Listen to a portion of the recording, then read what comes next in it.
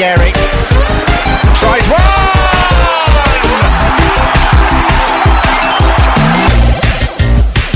Bukayo's back.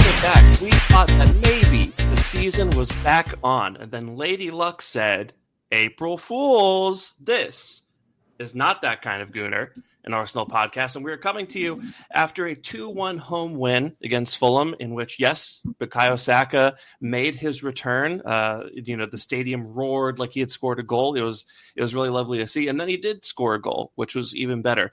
So that was cool, but unfortunately, it came at the cost of Gabriel also suffering a season-ending injury. And we're going to have to deal with that over the next couple of weeks, especially against Real Madrid. That's definitely the focus of this.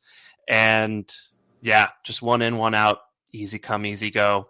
Unfortunately, we can't easily go to the end of the season, which is kind of what I want to do right now. But we'll get into that. We'll talk about Gabriel, and we will talk about Gyok later on in the pod as well. But first, let me introduce everybody who's on here. So I'm Sham. You can follow me on Twitter at Shamsdale. You can follow me on Blue Sky at shamsdale.bluesky.social. We have Drew. You can follow on Twitter at Geechee Kid. And you can follow on Blue Sky at Supply and Demand Drew.bsky.social. Drew, happy St. Totteringham's Day to you. Happy St. Totteringham's Day. I've got the pleasure of covering that match for work. So I got to enjoy it fully. And now we're back to coping mode, given the Gabriel news. So, Well, at least you got that little dollop of goodness ahead of what's going to be kind of a grueling situation. We've also got John, who you can follow on Twitter at 305cast and on Blue Sky at yellowribbons.bsky.social. John, happy St. Totteringham's Day to you. Happy St. Totteringham's Day. It's always good. Even, the fact that we can still finish above Spurs is still like a little bit of a beacon of happiness in an otherwise, kind of difficult week, at least from an injury perspective. So it's nice to know that with everything going wrong on our end, it's 100 times always worse. Yeah, it's always worse over there. So just that does help us put it in perspective a little bit. Yeah, just sheer chaos and dysfunction over there, and I wouldn't have it any other way. And we are joined for the first time on the pod by an illustrious guest, the one, the only Dr. Raj Paul Brar, who you can follow on Twitter at 3CB Performance. Dr. Raj, welcome to the pod, and happy St. Totteringham's Day to you. Thanks for having me. I'm right back at you. Always a nice day. Well, we're just gonna jump right into it because I know we've only got you for a little bit here, so we'll talk about the Gabriel situation, and I believe John wanted to open up with the first question here. John, take it away. Yeah, I've thought about this one pretty extensively, and I've kind of whittled it down. So my question to you is, why? That's pretty. I mean, to me, it's pretty. It's always multivariable. The biggest issue is schedule congestion, especially year-round football. You're not meant to play any sport, whether it's adolescent, whether it's youth, whether it's pro, year-round.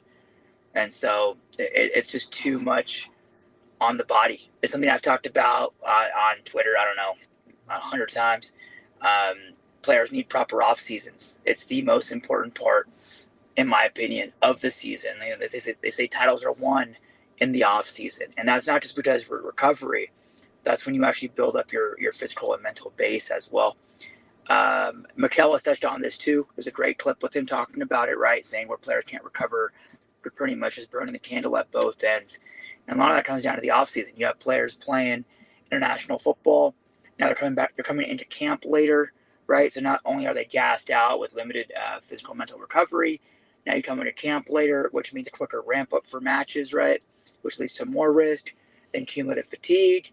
Then you've got stuff like Winter World Cups, which completely disrupts everything, training, everything, right?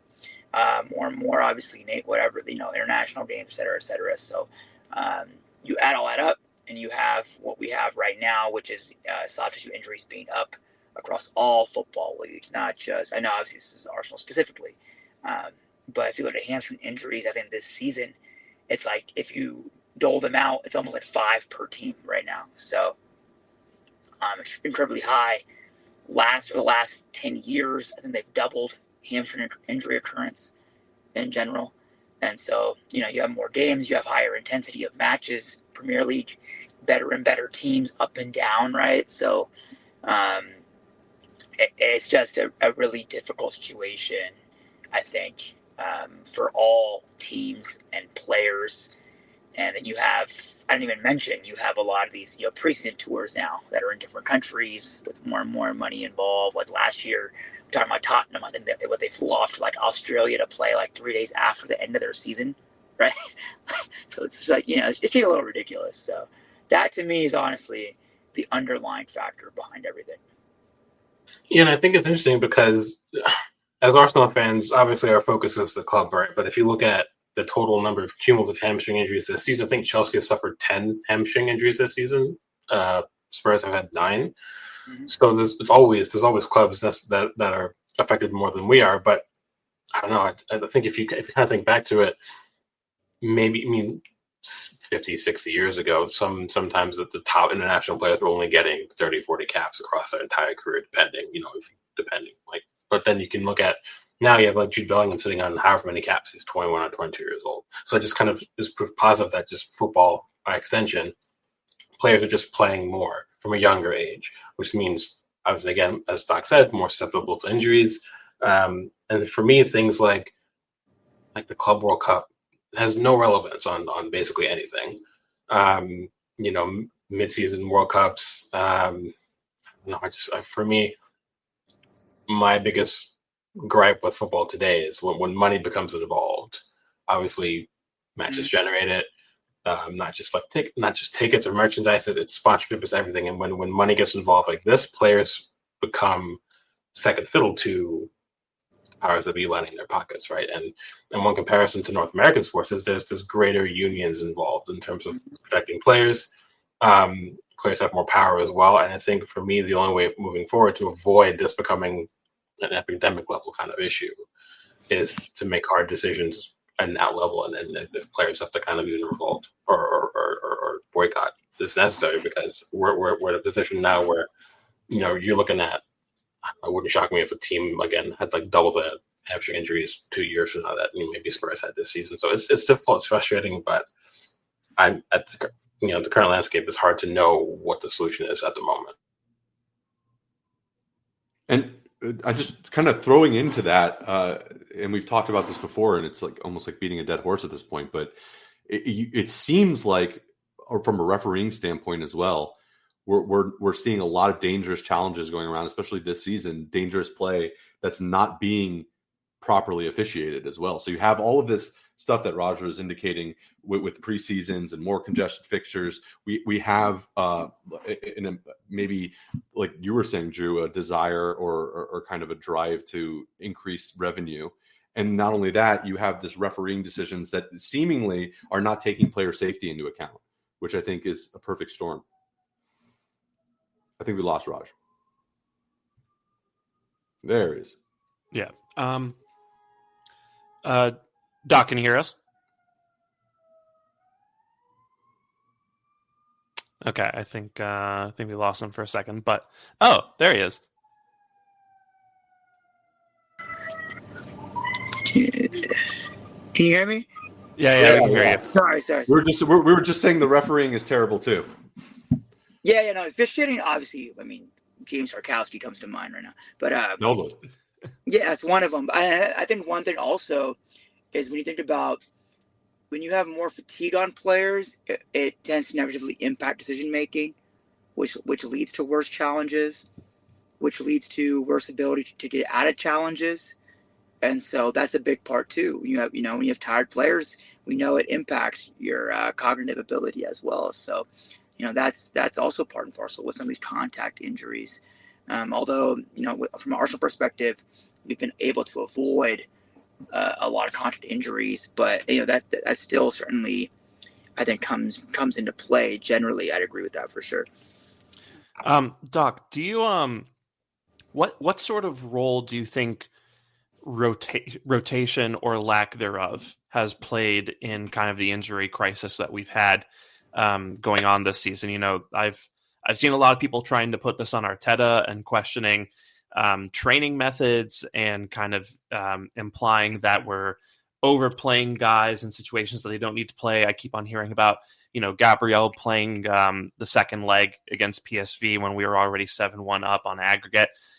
So how much do you think that plays into, the number of knee and hamstring injuries that we've had this season? I mean, I think you're going to play into it some for sure from that regard, but I think the proportional amount of attention that it gets compared to some of the bigger items, it's disproportionate.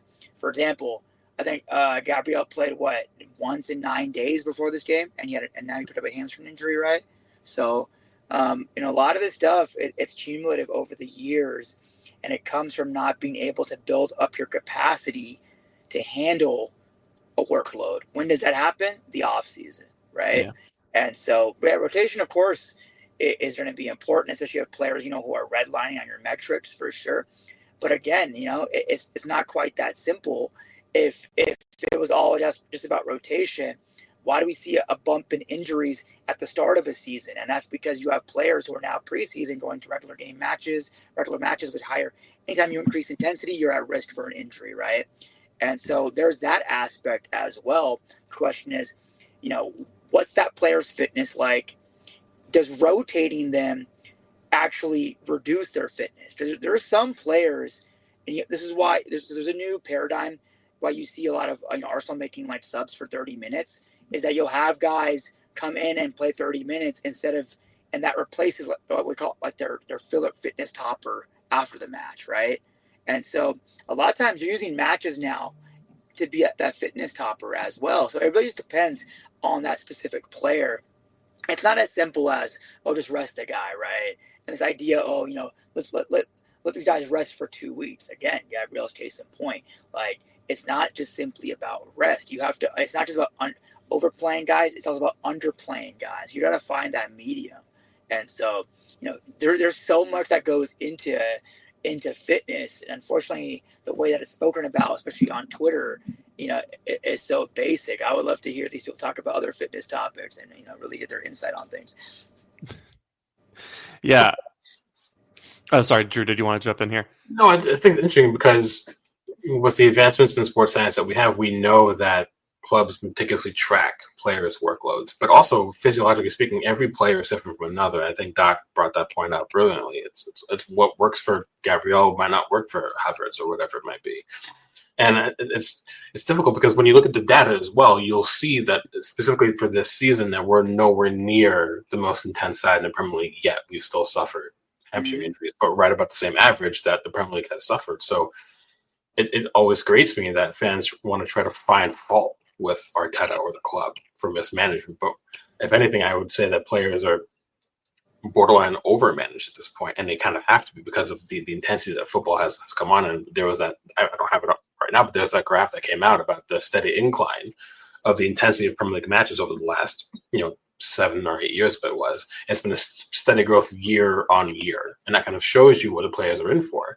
And then when you mix in unnecessary travel with international call-ups and summer tournaments that mean nothing, things like this are bound to happen, right? So I'm with Doc on this, where I get frustrated where Twitter experts like to pretend that they're experts, but they're really not, and they like to argue with actual doctors, and that for me will always frustrate me. But yeah, I think there's always going to be a solution, right, for anything, but this one might be a little bit tricky because there's so many things that are out of our control, right? Yeah, I mean, for example, last year we had one of the best injury records in the league, right?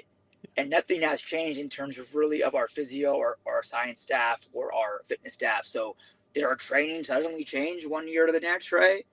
No, right? So it's like the variables haven't changed, but the injuries are there.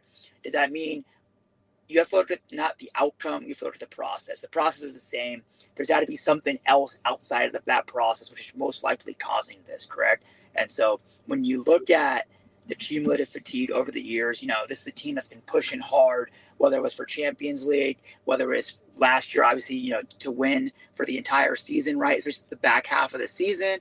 And then so you have all these cumulative effects. It's always easy to blame this nebulous training methods or whatever it is, but those haven't changed. So how come it didn't happen last year? Why is it happening this year, right? So again, it's people looking for black and white answers. to a gray area problem.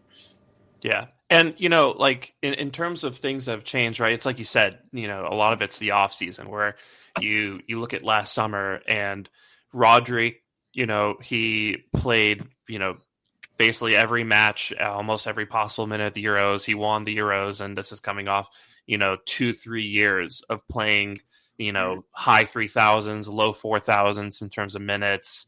50, 60 games a season, competing all like to the very end of like several different competitions every year.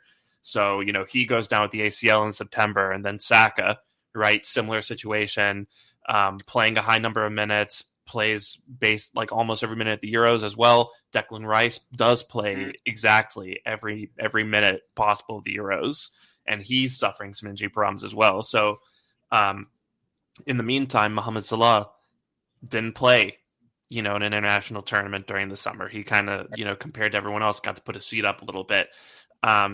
So yeah, I think people have a problem with these situations where there's not really any one person to blame. It's just it's unfortunate. And sure, like I'm sure Arteta and his training staff and other people involved in these types of decision making, like, are going to review this in the summer and see if there's anything that they could have done differently. But, I think people are just having a hard time accepting that it's shit luck, to be quite honest. So, but yeah, I guess my, another question I've kind of been wondering about with, guys like Havertz and Saka and Gabriel is, are you worried about any potential long-term impacts these injuries are going to have on them moving forward? I mean, the biggest concern is with a soft tissue injury, like a hamstring injury, is re-injury. That's the biggest predictor of future injury is previous injury. Other than that, all the data shows you can get back to your normal level. So, what you really want to look out for is recurrence, and that's kind of like what's played Tottenham this year, right? But with Van de Ven, with Romero, I think he had multiple. Richarlison had multiple. So, in general, you want to look out with hamstring injuries is recurrence injuries, and so that's really the main issue. I think, for example, like with Arsenal, I believe I've heard that Saka, typically you'll have surgery on a grade 3 full rupture. Like, from my understanding, more and more so, some teams like Arsenal, and I don't know this for sure, so I'm not revealing anything private because I couldn't do that from a personal or privacy perspective, is that some teams are actually moving, even with high-level partial tears, they're moving towards surgery to help get rid of some of that scar tissue, which can be part of the problem when it comes to recurrence. And so, they're trying to prevent that through whether it's surgery and then also through some of the rehabilitation protocols as well.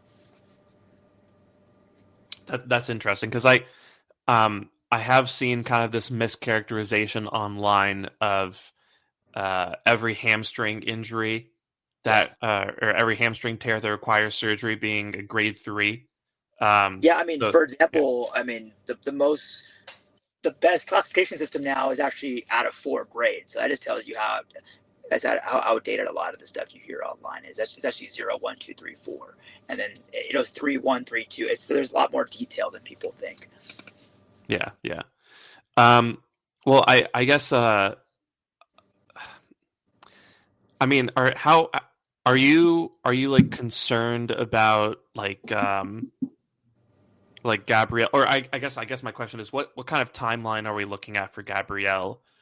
Specifically returning from this hamstring injury, right? Like, is it going to be something like Havertz where it might be a push for him to be available at the start of next season? Or is this something that, he should be able to kind of ramp up to full fitness over the course of the summer? Yeah, well, I hadn't actually heard that about Kai, that he might have an issue with the offseason. Typically, although I might not, I just have heard it. So, typically you're looking around 10 to 12 weeks usually here, even with if it's a full rupture. So, 3 months or so typically.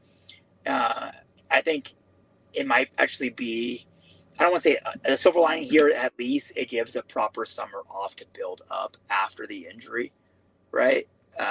Of course, you don't just want to be rehabbing over the summer, but it does give some time off. And so I think both him and Kai should be ready to go for next season. Of course, you want to tamper those expectations considering you're coming off a major injury, and so. But yeah, I would expect. And if you look, actually, it's interesting. If you actually look at how Arsenal have dealt with hamstring injuries with players coming back, they actually have a really, really good record with it, especially when it comes to preventing recurrence. Like Partey had a hamstring injury, never dealt with it again. Martinelli has looked excellent, knock on wood, after his hamstring injury. So they actually have, and you can go through, they have a regular record of players coming back from hamstring injury. And so hopefully that continues. Doctor, so my question to you is, with all of that being understood in terms of maybe the mechanism for the injury, the kind of context in which these injuries are happening, what is, if you can come up with one, what is a solution to that? So either is it squad building? Is it just understanding that this is kind of the new normal and we just have to kind of accept that that's happening? And if that's the case, is there something that we need to go back to the drawing board about how we recruit, about how we're looking at players with specific types of injuries, which I'm sure we're doing already, but now maybe even to a higher extent, given the kind of proliferation of these kind of injuries and the increase in that everything that we said about, more fixtures, more tournaments, preseason issues and things like that. So what is the solution to any of this, if there is one? Yeah, I mean, if the new reality, which is going to be because, money in the end will govern all these things, unfortunately, is that, you're going to have these year-round games. You got to have more squad depth. Absolutely, right? That's critical. In that regard, you have to have players you can obviously rely on outside the 12-13 that we see with some of these top teams. I mean that is absolutely a key one. Hopefully, you would think maybe being a little more conservative, sending players on international duty or whatever it is. Potentially that's also another big one. And something I've actually mentioned a few times is there might be a premium on players like Salah who don't compete in some of these bigger tournaments. So that's very interesting, because usually you would think like international player had the premium, but now, ones that are competing on the biggest stages, but now it sounds like what you're saying is maybe there's a world where that's actually a negative. Yeah, absolutely. I mean, if underlying, if you're saying the issue is not having off seasons and congested schedules, and you can find a player at a top level who doesn't play those matches, it gives you competitive advantage, right? So yeah, definitely. Also, just to jump in here, I mean, I think another solution that we're going to see is specifically related to national duty is I think if I remember correctly, there's a report recently that Bayern Munich are looking into taking legal action against the Canadian national team for playing Alphonso Davies during right? Yeah, because Davies tore his ACL on international duty. So I wouldn't be surprised to see more of those actions in the future, especially because, the schedule isn't easing up for club teams. And these are the teams that pay, basically the entirety of the money that footballers make from actually playing football. Mm-hmm. So, if these guys are going out on international duty and they're picking up injuries and they're coming back and it's affecting, how the clubs do and kind of at the end of the day, their bottom line, I could see kind of a basis for legal action there if, clubs feel that it's rising to like an actual level of wrongful harm. Yeah, I think Davies' case was unique in that, like, he was kind of red line. He was in that red line area, from my understanding. Like, kind of, they didn't say that, but it seems like that's what it was from a fatigue level, and they still played him. So you just I certainly understand Bayern on that. However, I think usually it's a lot more gray area, right? Like, how does a club define someone being, the risk levels? That's always going to be up to interpretation, typically. So that will be the tough part. Yeah. No, and I think definitely clubs will have to kind of be able to. I think the burden will be on clubs to prove that, and to prove that maybe national teams should have known not to play teams. And like you say, that's kind of difficult to lay out in black and white. Yeah, I mean, one thing that we have seen with certain players is that the club will send the physio with them, right? Although you only have so many physios, right? So that's also one thing that we have seen more and more of with the player on international duty. Yeah, I think it's also interesting with the Byron thing. I think Doc is correct about he was already redlining it, and just because a club releases a player for international duty, if the player wants to accept the call, it does not mean that the international team has to use the player. And I think Byron's argument was once Canada didn't make the finals, why were they playing him in a useless third place game which has no significant footballing relevance? That was the basis of their argument. Where it makes sense if you play him against, in the match before that, but the third place match which doesn't do anything at all, why are Canada using a player? And then also after that, Canada didn't properly assess him before sending him back to Bayern. So he got no post-match assessment on a known issue and then traveled on an injured leg and then returned with probably more damage given the travel. So I think that's kind of what that lawsuit or it's kind of a slippery slope though, because not a slippery slope, but it's kind of a dangerous game you're playing, because if you're these players like love playing for their national teams. So if you start creating a problem for them, it could, I see why you'd want to do it to protect them and protect your team and a valuable asset you have and a valuable player, but you run the risk maybe in that kind of a scenario of really of pissing the player off essentially. Yeah, I don't think you're wrong about that. And when we've seen it before, we've had players come out and say, they'll sometimes play through injury because they want to play, whether it's for a club or represent their country for whatever it might be. Players have a lot of power these days as well. Mm-hmm. So, I agree with you, Jay. I think this is why there's no easy solution, because there's so many mitigating factors and there's so much context behind it, case by case basis. So nothing is ever simple, is it? Yeah. Also, a lot of competing interests as well. Yeah, true. Yeah, exactly.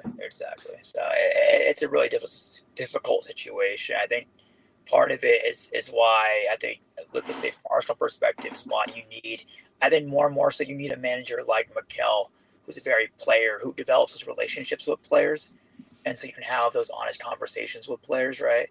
And I think that's going to be more and more critical, because to make them understand, hey, I understand you want to play for your international team, but we also have to consider risk reward, right? So I think that's a big thing with the Davies injury. The risk reward there makes no sense, right? So it's just being more and more. Yeah, it's just being more and more confounding variables thrown into everything, and so which makes it harder and harder. Yeah. Well, Doc, I know you probably have to take off in a minute, so I've got one last question for you. This is for Dr. Brar, the fan. How are you feeling about the season up until now? I mean, are you kind of happy with how the team has performed given a lot of the circumstances around the season, or are there kind of parts about how we've done this season that you find really disappointing?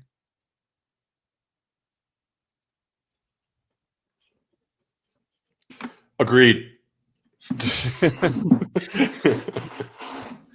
I think we've lost the. Yeah. It's that LA traffic, I feel. Yeah. All right. Well, we'll see if he's able to jump back in at some point. But I think just for me, the Gabriel injury was just such a kick in the balls, if I'm being honest, just because of how, Saka came back. And I think when we all kind of collectively learned that was going to happen, that was on the table, really felt like the season was back on. It felt like anything was possible in terms of maybe we could beat Real Madrid. Maybe Liverpool could fall apart over the last 10 games of the season. We could do something, right? Or at least we could really hold on to second place and, end the season on a high. And so, for Saka to come back and then for Gabriel to get injured 15 minutes into the game, I think was just so disappointing. Doc, you back? Yeah, my iPhone temperature was too high. I just disabled my phone. Okay, this conversation was getting heated. That's why. Yeah. Well, I mean, I just my final question for you is, how are you feeling about the season in terms of how, in terms of kind of the circumstances that we've seen, and are you are you impressed with how the team has done this season, given all those things, or are there things that you think maybe Arsenal could have done a little bit better and really should have overcome a little bit better?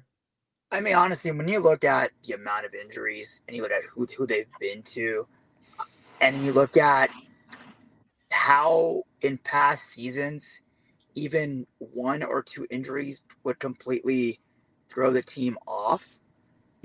I've actually been quite impressed with the adaptability and resiliency, of the team. Yeah, I know. Obviously, we all wanted a title, but second place in certain circumstances, right? You look at how we've played in the Champions League, right?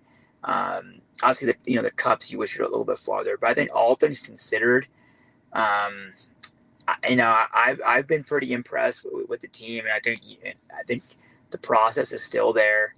You just got to keep plugging along, and then if you can add the additions we need up front that we all know we need, I certainly think there's a great platform from this season to learn from, and kind of keep building, have the players what they've gone through and the resilience they've built. And then also, obviously, a lot of the, some of these official decisions have been ridiculous, which we all know. It's a whole different conversation. But when you add in all those things, I really think for me, it's still been, a season that I'm proud of personally. And I still think in the Champions League, I think with the adaptability and resilience we've shown, I still think we certainly have, a chance to really make some noise there. Yeah, no, agreed. I think kind of considering the injuries and the officiating, and I think we kind of did have a brutal schedule to start, and a few other things. Yeah, like you said, I think the team has shown really great resilience and has really fought really hard and really in an impressive way. So totally agreed there. Well, Doc, we won't keep you any longer, but we really appreciate you coming on and chatting about the Gabriel injury with us. And, did y'all hear me at all? Yeah, we can hear you. Okay. Yeah, and just thank you. Is it a sham that's having issues? Oh, you can't hear me. I just see a little. Yeah, no, Doc. Can you hear me, Doc? Yeah. We're just saying thank you for your time, and we appreciate you coming on here to talk about Gabriel and his injuries and kind of your thoughts on what's happening with the league. So we really appreciate it. Cool. No, thanks for the time. Sorry for some of the connectivity issues and everything. Hey, tragedy of technology, right? Yeah, exactly. I'm driving, so I don't know. I'm some of the reception. Thank you very much. All right. Thanks, guys. All right. Cheers, buddy. Cheers. It was interesting. The last point that he mentioned, is something that we've talked about on here before about, one of the kind of impressive things is even through all of this, we've, Mikel and the staff and the coaches have been able to maintain some kind of stability, which is super impressive. Yeah. I agree with that. I think, go on, Shem, you first. So. Okay. So I was just making sure you guys could hear me. Okay. Yeah, we can hear you. Yeah. And I know we're going to come on to another conversation, and I guess it kind of segues into it, but Doc mentioned something about maybe some squad rotation will help, using more than 13 or 14 players. And it had me thinking earlier that one of the issues, the nature of professional football in Europe and the rest of the world, apart from North America, is that every match has, when you're pushing for whether it's Champions League or for league titles or whatever, every single match matters. Like managers are almost forced to go with their best possible 11, 90 to 95% of the time.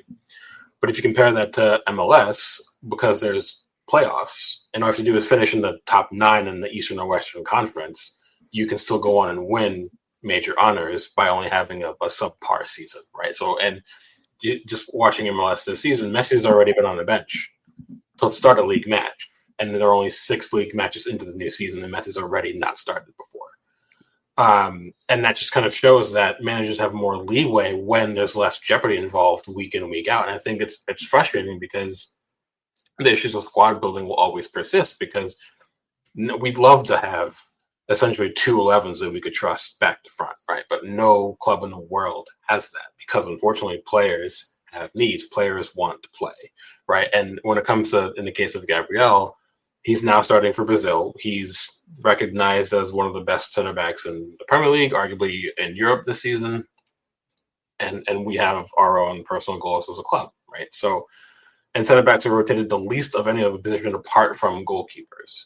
So starting your best center back pairing is that's like standard football things, right? So that of course it's difficult to have really good quality depth at center back. And of course we have QER and we don't want to discuss that. We have other players that could play center back to give Gabriel a rest if we needed to, but they've also dealt with injuries. So it's kind of just like this has been like a huge victim of circumstance problem.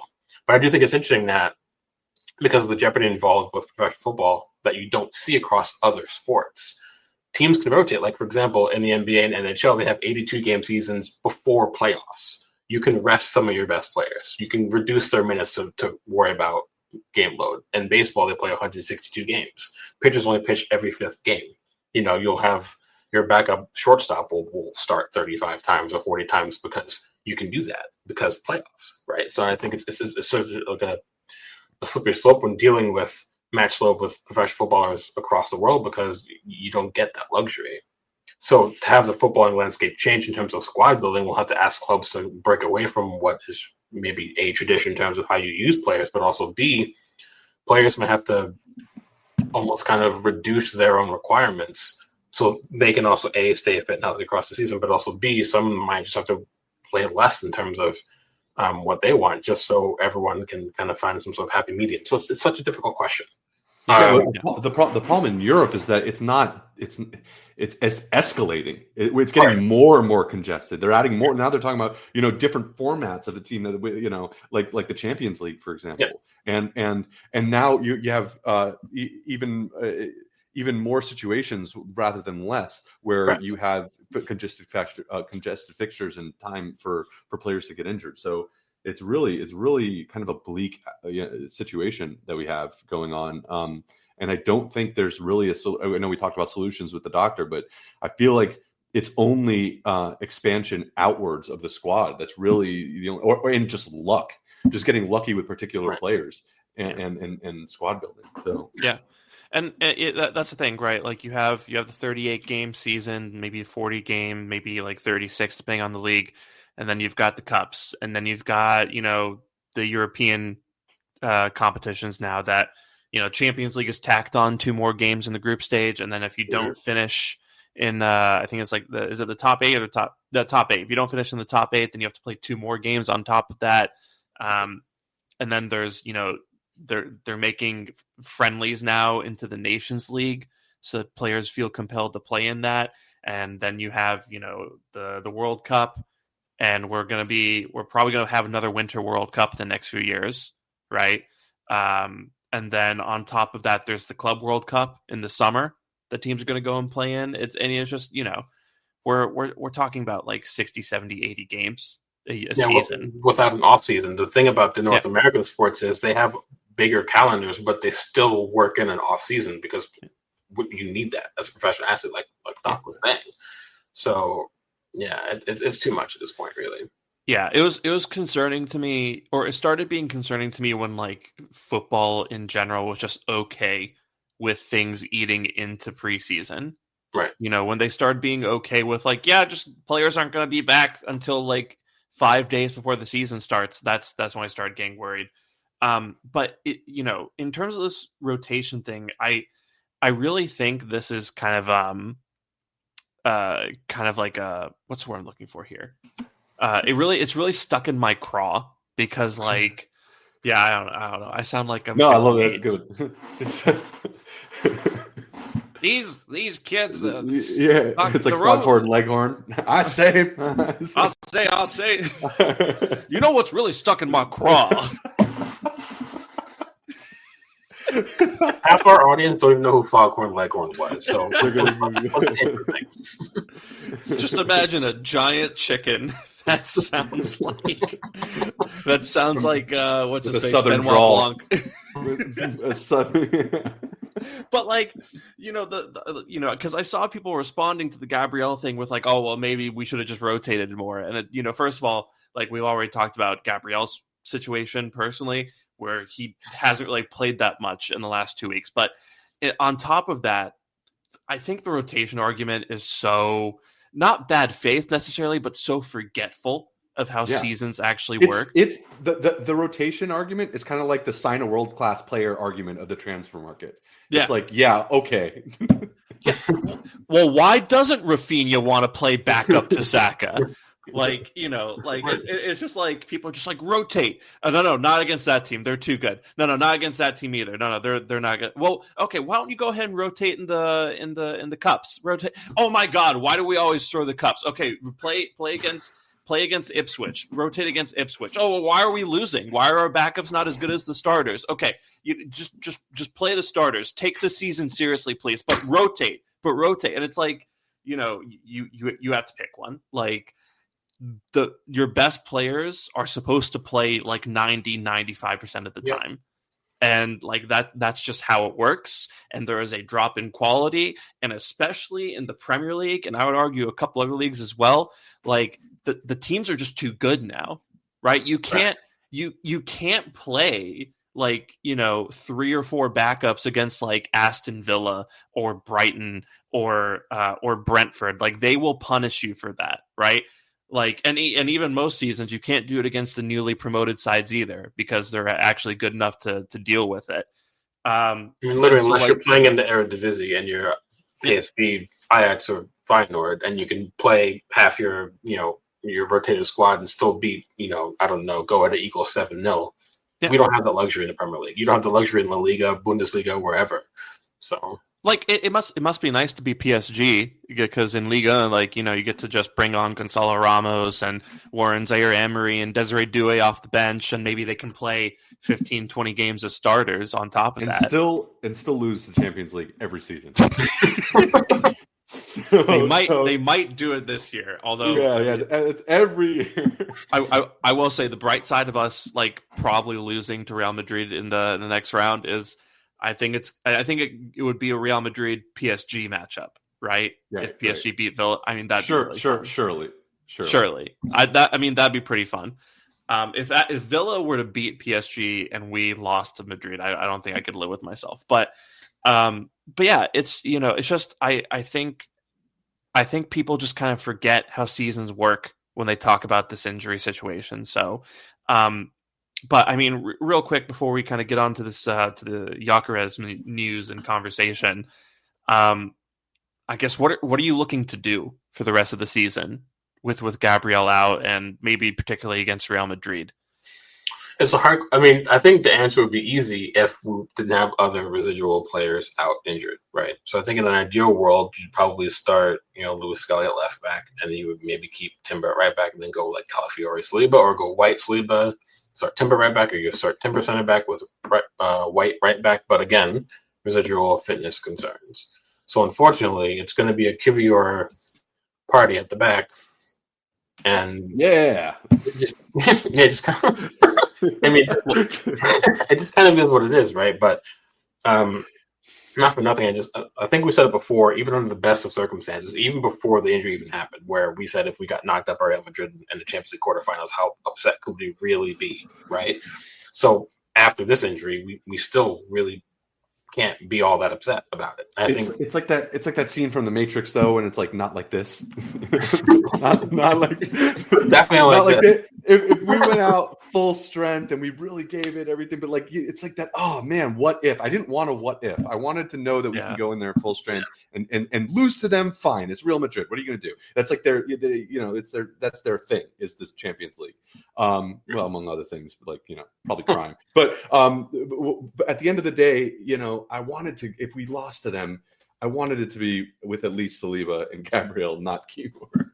Yeah. By the way, Drew, I want to apologize because 2 years ago, you and I had a debate about Holding or Kivior at the right center back position, and I maintained that Kivior probably would have been a better option. But I was saying that we would have won the league if Kivior had played right. So I would like to formally retract that assertion because I don't know anymore. Fair enough. Drew, you're out here winning arguments you didn't even remember. When she had messaged it earlier today, I was like, "What are you talking about?" And then it took me a good hour to remember it. I was like, "Oh right." Literally 24 months ago, we had this discussion.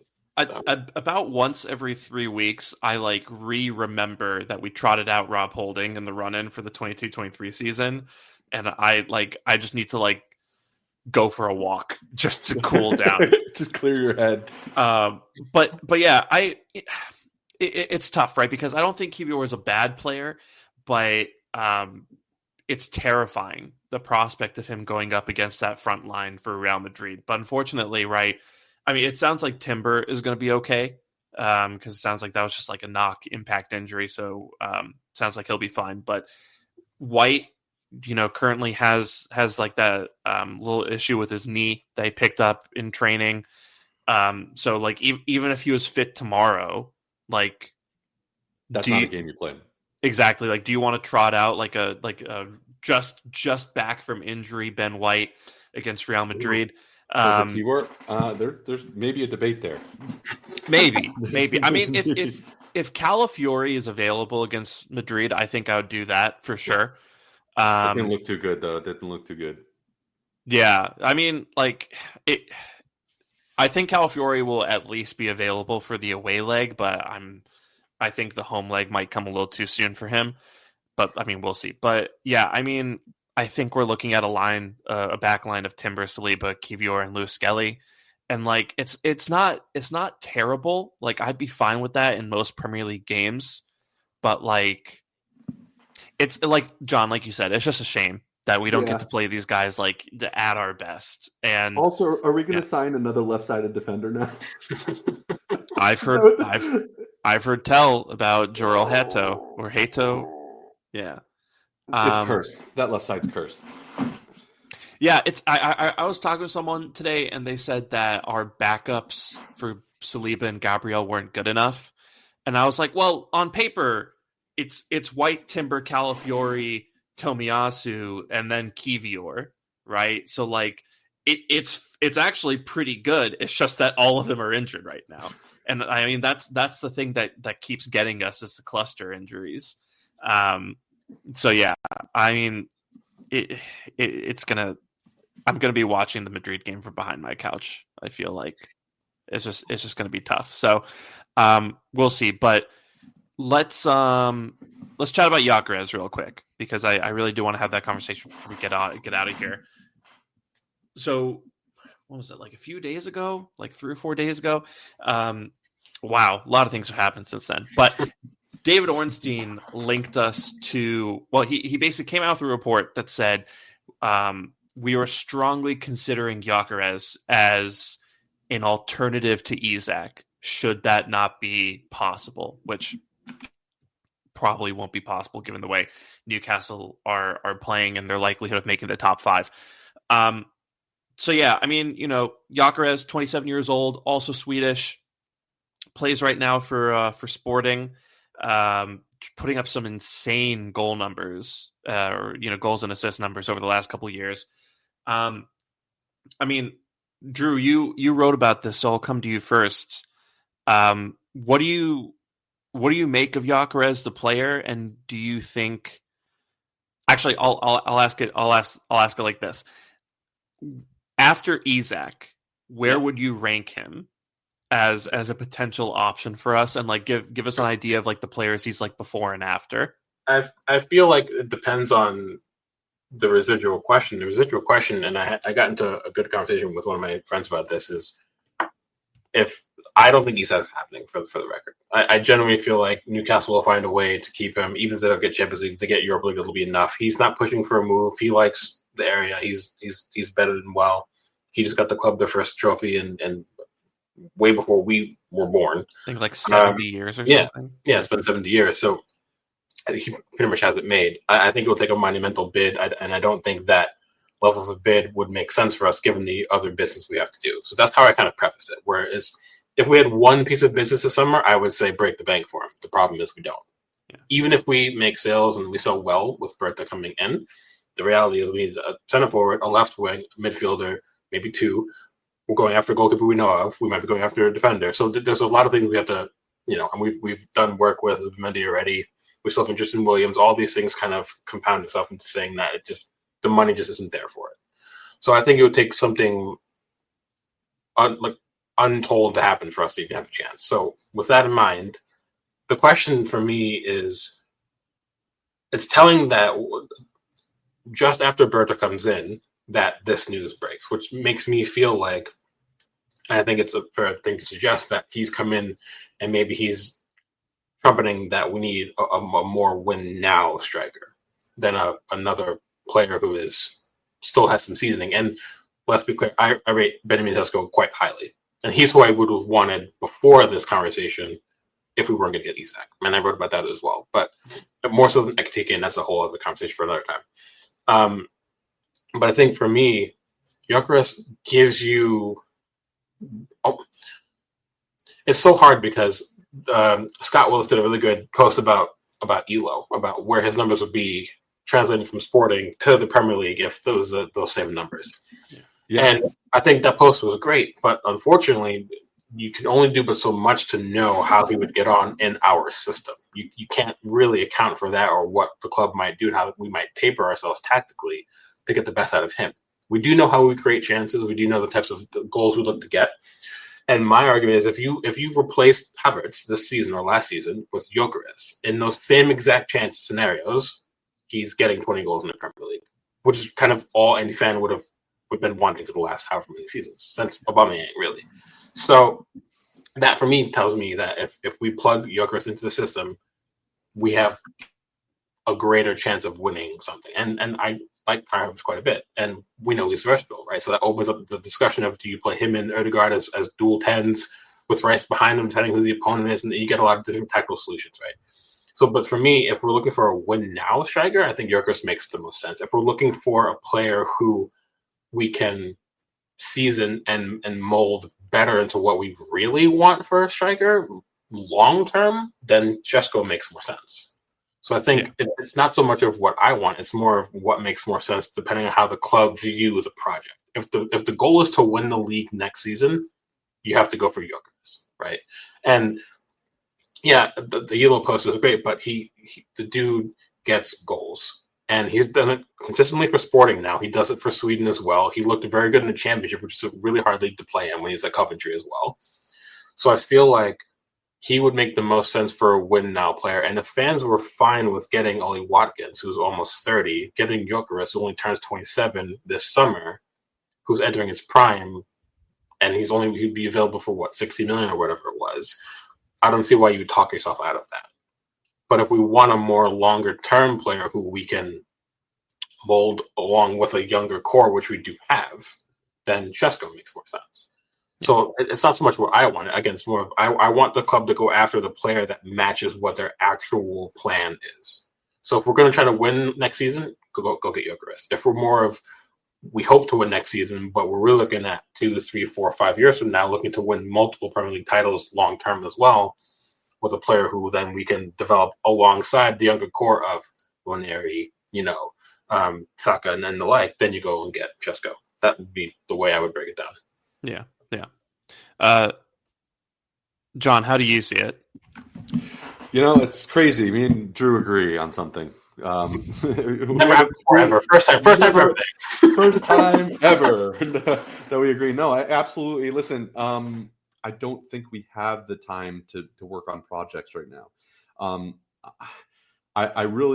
Technically we do if that's what the ownership allows for, but the pressure is building season after season on Arteta in this project.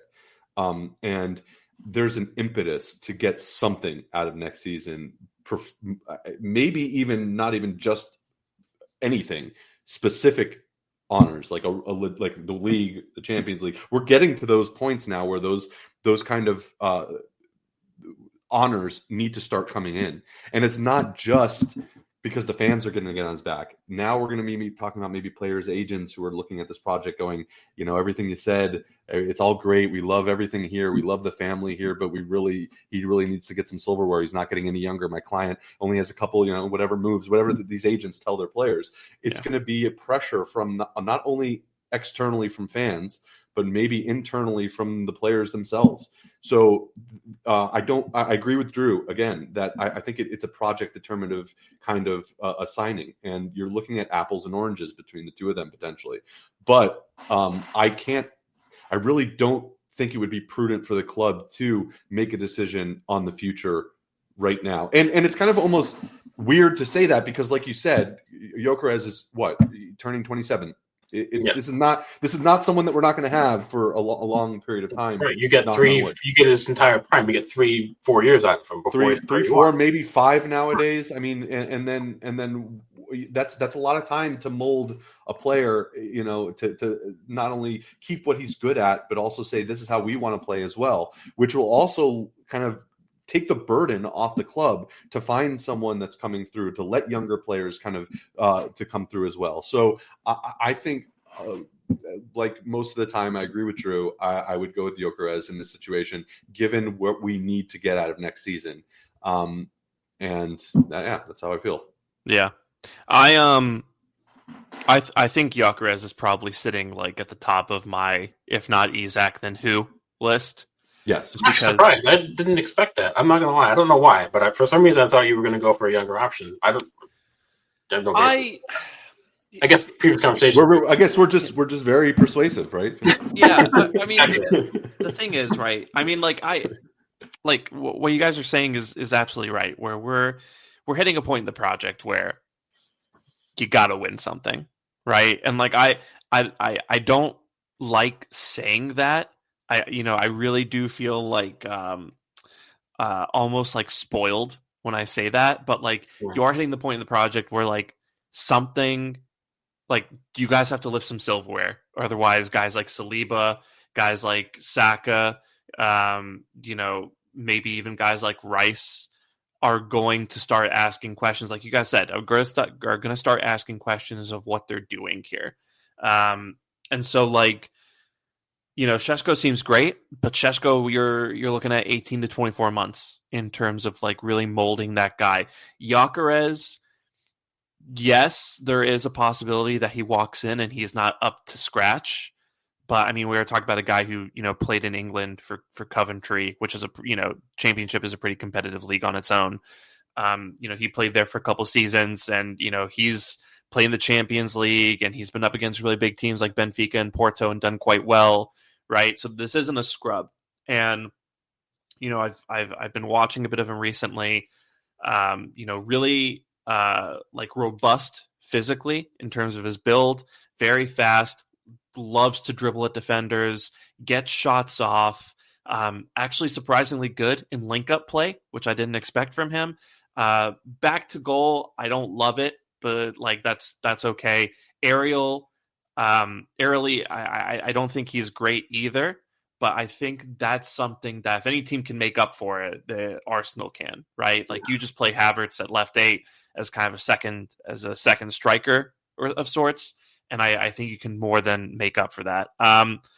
So yeah, I mean, the number one thing I'm thinking of is there are so many moments over the last couple seasons where the ball has kind of fallen to Odegaard or fallen to Trossard or fallen to Martinelli or Havertz in the penalty area, and they've taken that extra touch or they've missed a really straightforward chance.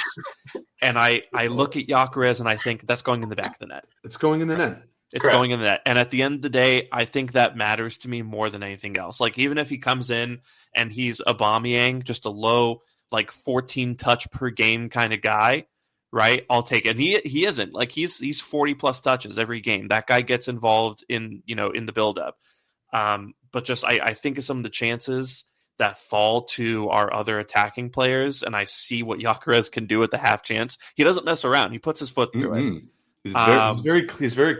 We always say clinical. We want a clinical striker. How many times are we saying we want a clinical striker? And that's what he is. So if you're one of the people who have at any point in Arteta's reign said we need a clinical striker, that's what you're getting with him. Yeah. By almost in a capital C, the definition of a clinical striker. Yeah. And if there's anyone who can coach up kind of the more lacking areas of Gyökeres' game, like maybe his physicality with defenders, maybe kind of some of his movement in the box, in certain situations, like against low blocks and all that, I think Mikel Arteta is the guy who can do that, right? So, but I also think going after someone like him, the one thing I want fans to also realize is when you link the names that we're going after, they're players that would allow us to be far more incisive, faster in transition. Zubimendi is very good at getting the ball into the midfield with one touch. You know, we're constantly linked with Nico Williams, who's a really direct player, loves to run at players, pull people out of shape, right? Drive at things. We know Saka can do that when he has to. We know Ødegaard, when he's on song, how well he drives play as well. Not when he has to. Marino too. One of the things that I think people don't give Marino credit for is his kind of like a pass economy that he has. Yeah, no, I think that's spot on. I think if you plug all those things into a system, and this is obviously just a theory, but if you plug all those names in and you drop Gyok into that, another player who's very direct, and fans have to think back to when we played Sporting, and we didn't give them any sniffs, but he would go 1v2, v3 against the defense, and he would outpace Gabriel and Saliba and go physical with them and still get a shot away. That's kind of what we're missing right now in this striker. There's that one moment late in the match where he gets the ball kind of like just past midfield, and then he spins past Saliba, and then he dribbles all the way into our penalty box, competing with Gabriel, holding him off, fires a shot on his weak foot, and forces Raya to tip the ball onto the post. Right, and as much as I love Havertz, he's not doing that. No. As much as I love anybody else who we could maybe play at center forward this season, none of them have that capability. And he's doing it isolated against arguably the best center back pairing in England and one of the best center back pairings in Europe this season, if not also last season. So I think if you, like John said, I think John summed it up perfectly. If you've ever had the argument that I just want a guy to go out and get goals, there's no debate to be had here. And aesthetics aside, and I see a lot of debate on socials about fans are now drumming up Ekitike, and it drives me insane because fans would rather go out and get a young player who has one season on the books of decent goal scoring return for a club that loves to profile goal scorers to flip them for a massive profit, and none of those players have gone on to actually better themselves since they left Eintracht Frankfurt. Why would you want that just because he reminds you of Thierry Henry maybe at a push when you could go in and get Gyökeres and plop him down? And I think I try to find like a North American sports reference sometimes for the American listeners, but it's the same thing like, I don't know, John, it's like the Blackhawks went out at trade deadline and they're pushing for a cup and they go out and they want to get a goal scorer because you're lacking something. It's similar to that. You go out and you get a thing that pushes you over the line to make a cup run, or whatever it is. I liken this to that or something in that same realm. So I just don't, and if it's affordable, the wages hopefully wouldn't be massive. There's no reason to not do it. And that's the other thing, right? When we're talking about affordability, you could get Isak, right? And I would be thrilled. Make no mistake about it. But for the price of what Isak might cost, and that's going to be, we don't know what that number is, right? Because, we don't know if Newcastle's made the Champions League yet. On top of that, it sounds like they still owe Real Sociedad money for the Isak transfer, so there's that as well. And then Sociedad have a pretty substantial sell-on clause on top of that, which just increases the transfer price. So for the price you could get Isak for, you could get Gyökeres and then like a Xavi Simons, right? You could get Gyökeres and maybe like a Nuno Mendes or something, right? So you can do a little bit more. Like I'm thinking in my head right now, like of a summer that consists of Juan Garcia, Martin Zubimendi, Xavi Simons, Nico Williams, Victor Gyökeres. That would be an insane. That's an insane summer, and like you can afford that. Good.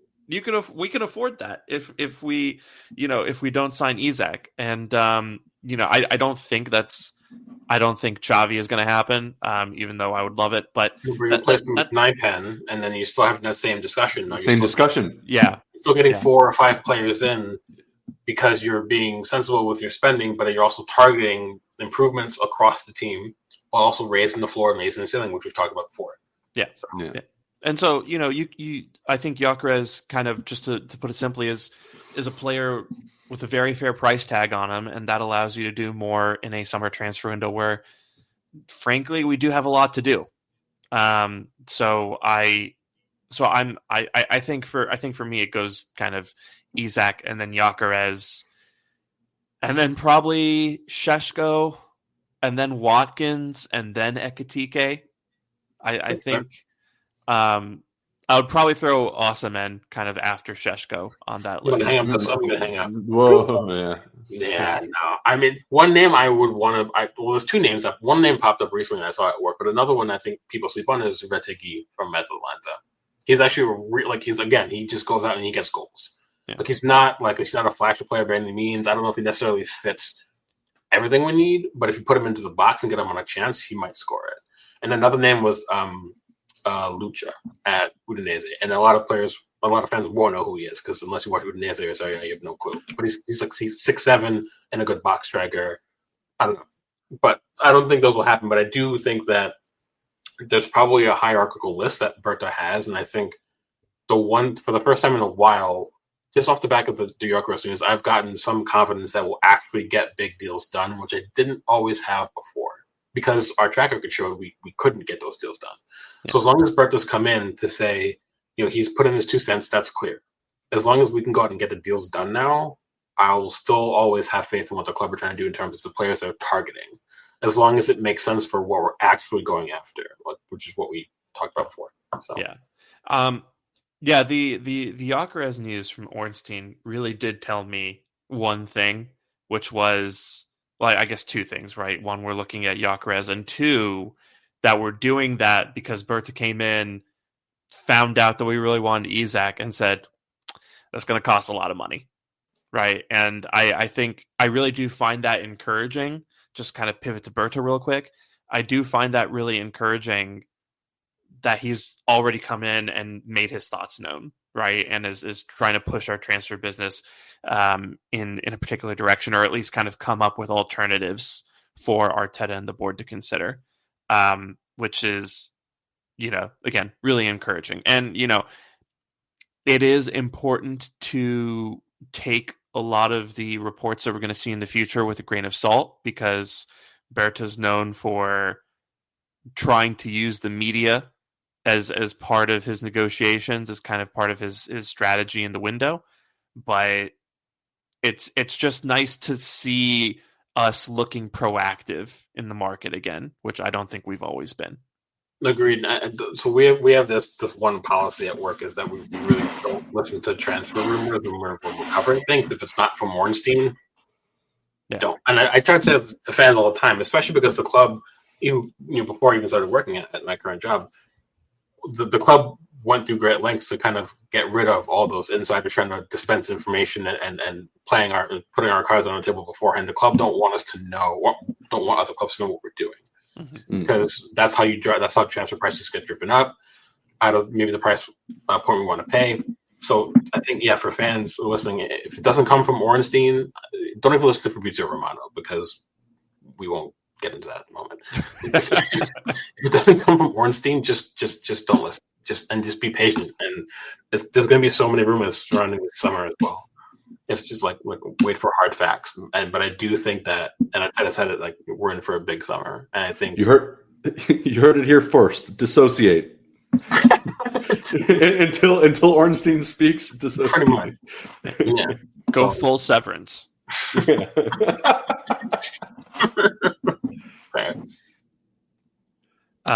Yeah, I don't know. I am pretty excited about the Gyökeres because it just shows us kind of thinking, really thinking about what we're doing in the market, kind of in a way that I didn't sense during the Edu era. And that's not to knock Edu or anything, but again, it just kind of goes back to proactivity in the market. So, well, is anyone else got anything before we get out of here, or? No, I'm about ready to look at a pillow real fast. I'm so tired. Yeah. We had this conversation before. I'm exhausted. So yeah, you've been up for a while. Yeah. John, anything? No, it was a good chat. Always. Okay. Well, I'll tell you what. Tell me, before we get out of here, tell me your favorite thing about Tottenham right now. That's terrible. Like, there's no other appropriate response. No, you know what? I'll tell you what my favorite thing about them is. It's almost like it's like they're like cosmically bad. It's like almost like it's almost like statistical. Like someone needs to study that if they aren't already, because it's actually fascinating just how shit they are. They have like Chicago like Cubs style luck, like Red Sox type stuff. Like it's an actual jinx. And in all the Chicago Cubs just won the World Series in before they won the World Series, that long streak that happened. Yeah. To the point where it's almost like there was like the questions of it being cursed, and like you start going, maybe it's not a joke. Maybe it's not tongue in cheek anymore. Maybe they're legit cursed. I think there's something hilarious. They're like statistically significantly awful. Yeah. I just think it's wonderful where, last season they willingly sacrificed a Champions League spot and let City win that match. And I am 100% sure that Romero and Son in particular really purposefully let certain moments in that match pass them by because they thought it would endear them to the fans. And they were right. But, it's really lovely after watching Spurs celebrate losing to City and losing that Champions League place just to spite us in the title race, seeing them just kind of fall apart. Ange and the Spurs fan base hate each other so much. You had Ange cupping his ear at Spurs fans after Sarr scored that goal, only for it to be ruled as a foul and build up. The Spursiest thing. It's the Spursiest thing. And they're sitting in 14th right now after 30 games. They're level on points with Everton and West Ham, two teams who have been, pretty thoroughly mediocre this season. And they're going to fire Ange in the summer. They're going to have trouble bringing in a new manager because who's going to want to coach them? And their remaining elite player, Heung-min Son, now looks like he's very well past his prime. So that era is over. It's just they are entering an era of uncertainty, and I couldn't love it more for them. And so, happy St. Totteringham's Day, and I think we're going to have several more in the coming years to celebrate. So that's my favorite thing about Spurs. But we'll call it there. And we'll go ahead and get out of here. Let Drew get some sleep. Thank you so much for being here with us. Again, I'm Sham. You can follow me on Twitter at Shamsdale and on Blue Sky at shamsdale.bsguy.social. Drew, you can follow him at GeeChyKid on Twitter and at supplyanddemanddrew.bsguy.social on Blue Sky. John, you can follow on Twitter at 305cast and at yellowribbons.bsguy.social on Blue Sky. You can follow the pod at NotThatGooner on Twitter, notthatgooner.bsguy.social on Blue Sky. You can check us out on YouTube at Not That Kind of Gooner and on Instagram at Not That Kind of Gooner. Please do leave us a 5-star review on Spotify and Apple Podcasts. It would be, really helpful and kind of getting the pod out there and letting more and more people see it. But thank you so much for being here with us. And we will be back with you after the Everton match. And we will basically just be mentally preparing for the Real Madrid match. So until then, take care. We'll talk to you soon. And bye. Bye.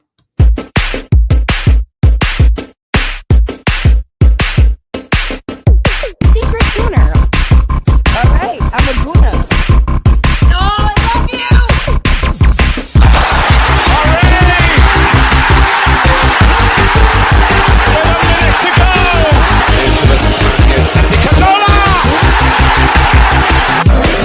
Saka! That is a goal! Ranieri